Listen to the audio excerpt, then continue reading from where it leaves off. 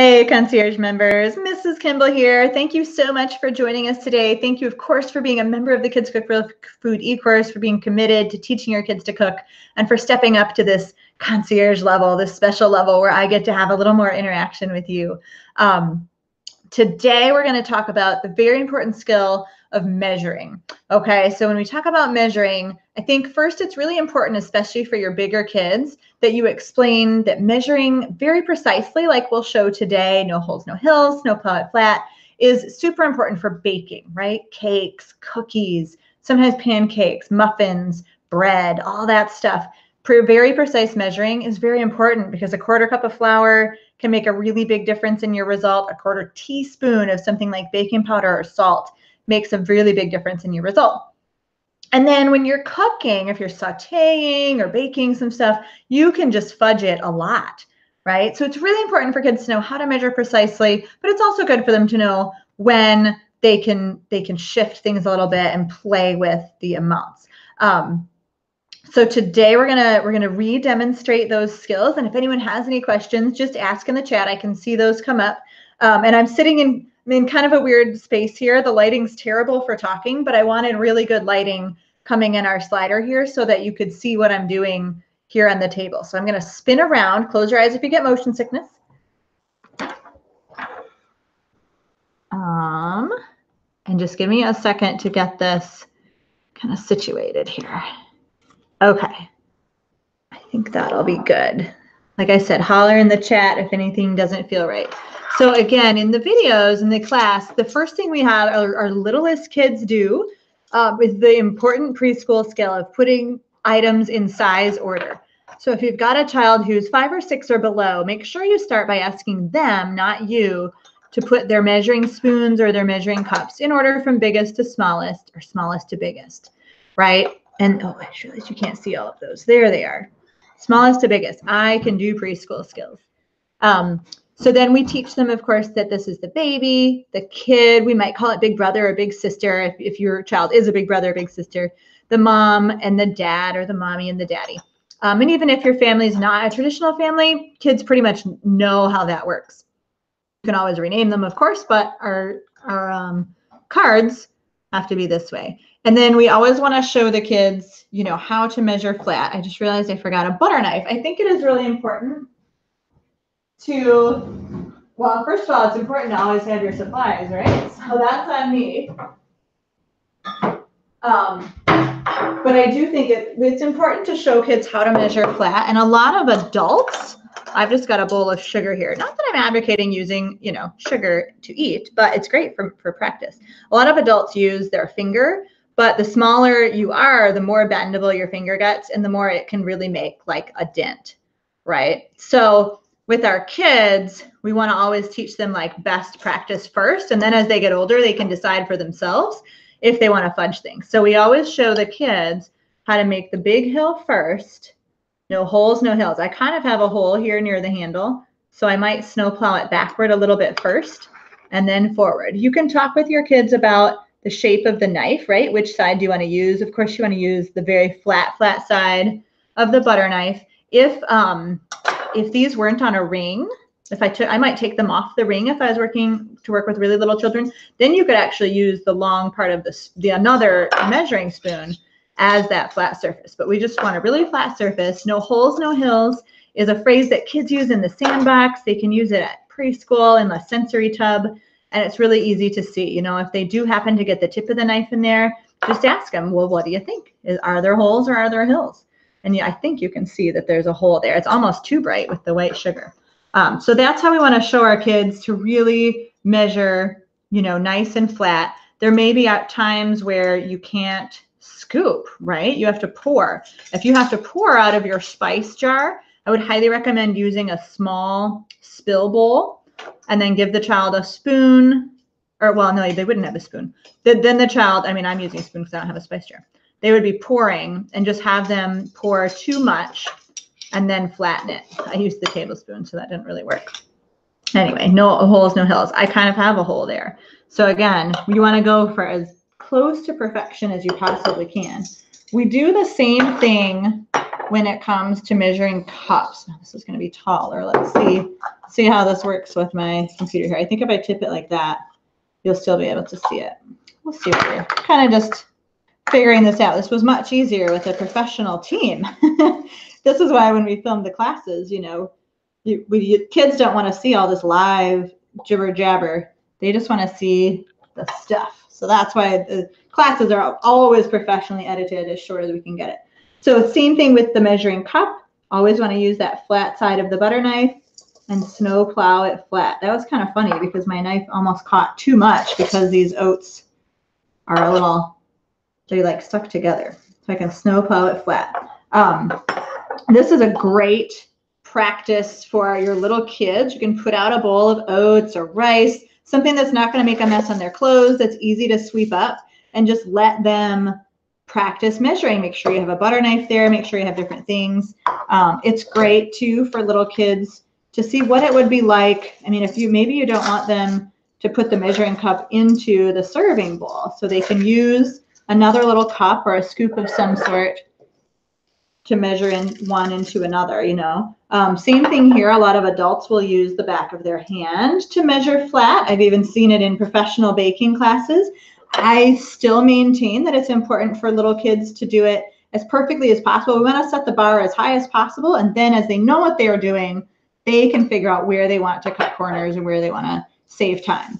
Again, really fun for little kids. And the last part of measuring dry ingredients, of course, is that flour has different rules, right? You never should take your cup directly into a bag or container of flour. I don't actually bake with white flour, so I just have this inconvenient bag. But what we say in the Kids Cook Real Food e-course, of course, is that flour falls like snow, right? So we always use 1 cup or a scoop or whatever you've got in your kitchen. Right now I'm just using a 1/4 cup into a 1/2 cup. And we allow flour to fall like snow. Does this have the potential to make a mess? Yeah, absolutely. You might want to, you know, I wouldn't maybe have my children go into the bag. I might pour it into another bowl, into a large container with a big lid. Okay, because now I need to scrape this off.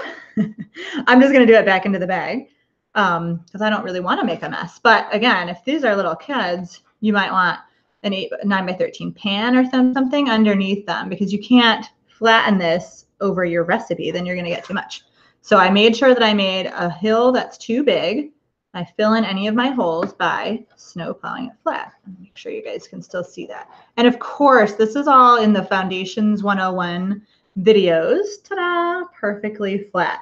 If you do scoop with this or pack it in, if you happen to have a kitchen scale, it's a really fun science experiment to show kids how different packed flour and properly measured flour is. It's like a really considerable, like probably about a 25 to 30% difference in weight at the end. And then kids can even almost see it, like you can pour it out on 2 plates and they can see that the hill is taller when you pack it. So it's a really good demonstration to show why you can't pack flour, because, you know, 4 cups later, if you have a 4-cup loaf of bread, you might actually get 5 cups in, and then you've got a big old brick. Okay, so I forgot what I was going to say. Flour. Oh gosh, I don't actually remember. But anyway, oh, I know. It's all in the Foundations 101 classes. There's a couple of them on measuring. You can teach them before the other classes or right in the middle. At the very latest, I would teach them by class 4 beginner. That's kind of originally where I had these classes. And the reason we pulled them out to Foundations 101 is because our testers said, hey, wait, you know, what if I have an intermediate student who's not going through beginner first? Like they really still need this measuring. I was like, oh yeah, totally. It's foundational. So we made those Foundations 101, and it just created a little gap for beginner class 4. So that's, if you're doing beginners, definitely by class 4, get those measuring cups and spoons in their hands. Is this a mess that's like too big to handle? No, not really. If I was a little kid, would this be a bigger mess? Yes, actually it would. Last thing I'm going to show you is your liquid measuring cups. Really good to use proper terminology. So we want kids to call this a liquid measuring cup. And we want kids to understand that these are dry measuring cups, that these are dry measuring spoons. Now, I just said proper terminology, and yet I also told you to rename these mom, dad, kid, baby. Well, you know what? Proper terminology as far as they can understand it. Fractions are just like another language for kids, and until they're far enough in school, they really don't understand that language. But I think liquid and dry, or you can call it wet and dry, is not that hard for kids to understand. Probably the hardest part is that there's usually metric and standard measurements. So to be honest, I've never even explained that to my kids. I just tell them, to look for the cup as they get bigger. And, the bigger kids would know the fractions. With little kids, I just use whatever they would understand. So I might say, these are ounces in the middle. If I need a quarter cup, I'm going to say, see that number 2, find the big number 2 in the middle and watch that line. It's, again, you're going to give your kids whatever they can potentially understand. In Kids Cook Real Food, we call it get level with liquids, because as you know, if you look at something perfectly level with what liquid in it versus if you look at it from the top, you actually do get a different measurement. So when we're measuring water with the kids, let me see if I can get enough in here.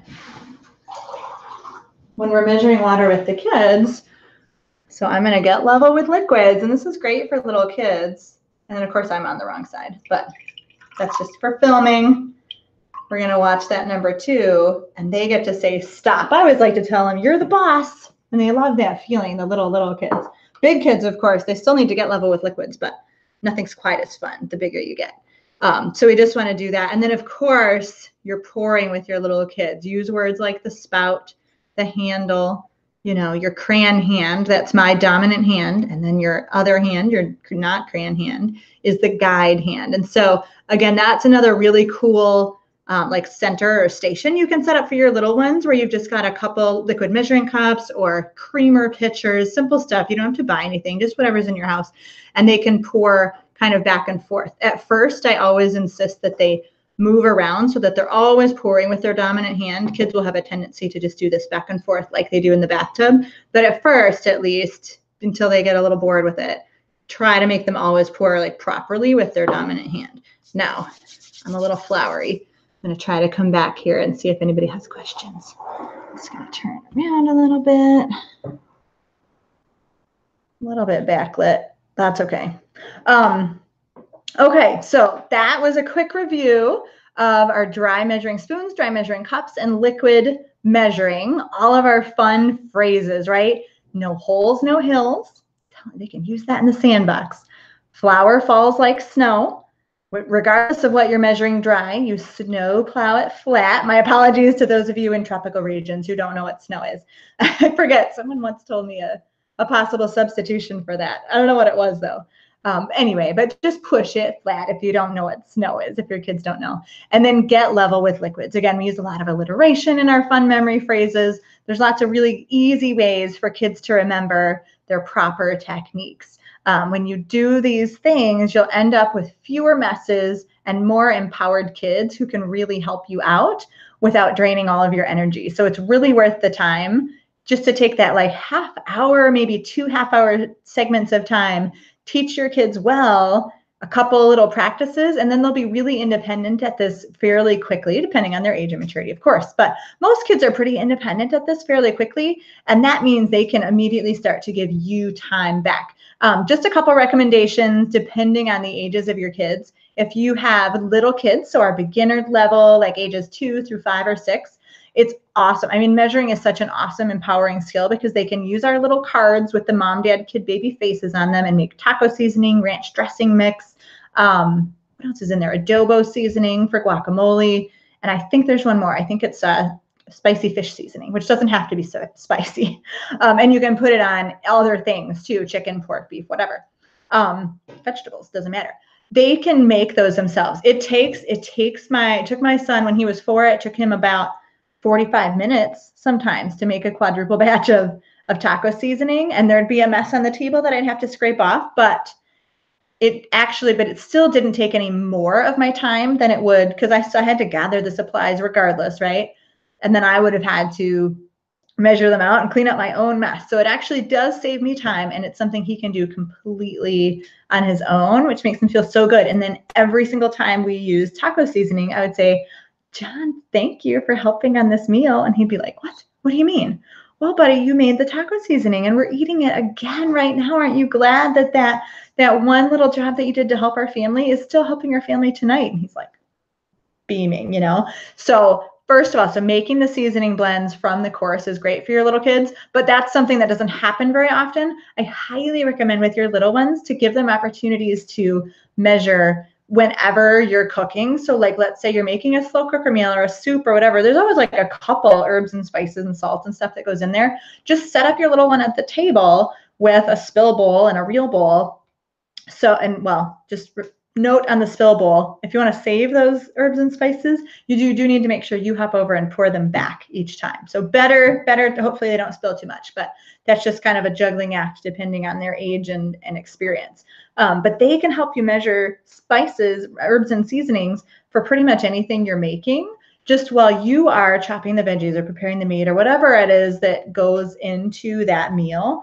You can do one job while they're doing the other. It really doesn't save you any time, but it also doesn't lose you any time, and it's keeping your kids involved. So that's a great recommendation for the little ones. And then of course, for bigger kids, like hopefully they're helping you out in various ways in the kitchen as well. You know, they can also measure spices and herbs into a bowl, but hopefully they can make entire meals, especially things like pancakes and muffins, like granola bars. Like those are such great kid activities that they love to eat, so they love to make them, and they're practicing their measuring skills. I'm a little convicted right now because I just realized, you know, when we filmed the course, like the kids you know of mine are all 3 years older now, which means my baby at the time is 3 years older now. He's 4. And I've taught him the pouring, I've taught him the knife skills, the butter knife skills, but I haven't actually taught him the measuring skills. So I need to do that. I should turn on this really helpful video called Kids Cook Real Food so he can learn it. Anyway, I do need to teach him the measuring skills because he's very much old enough and he has great fine motor skills. So there's no excuse other than time. So those of you who are having trouble getting started, I hear you, I feel you. It is really hard. But I know that the returns are really good. So that's going to be my goal for the rest of this month, is to get little Gabriel doing his measuring skills. And I hope that you guys can do some cool stuff too. I'm going to take a quick peek at my other screen, see if anyone has any questions. I don't think so. Cool. So this will be a little bit of a shorter concierge from the last couple, but I'm always here for you members. If you have any questions at all, just dash me an email or ask in the VIP group. Of course, that's part of the concierge membership. Thanks a lot, and I will see you again next month. Do I know what that topic is? It'd be nice if I did. I should have thought ahead. Believe it or not, sometimes I'm not always super organized either. Can you even believe that? No, I don't think I. Let's see. It's going to be on Sunday, April 29th at 3 p.m. Eastern. And, whoa, oops. How funny. I was supposed to do only spoons and liquids. Well, of course. No, we won't do measuring cups. I don't know. I am open to suggestions for April because I was just going to do measuring cups in April, but I just did them all in March because they all make sense together. So send me your suggestions for April. Should we do a bigger kid skill? We've already done knives, peeling, and measuring. And so I want to know what you need to see demoed or what your kids might want to come to on a Sunday afternoon. Thanks, guys. Take care.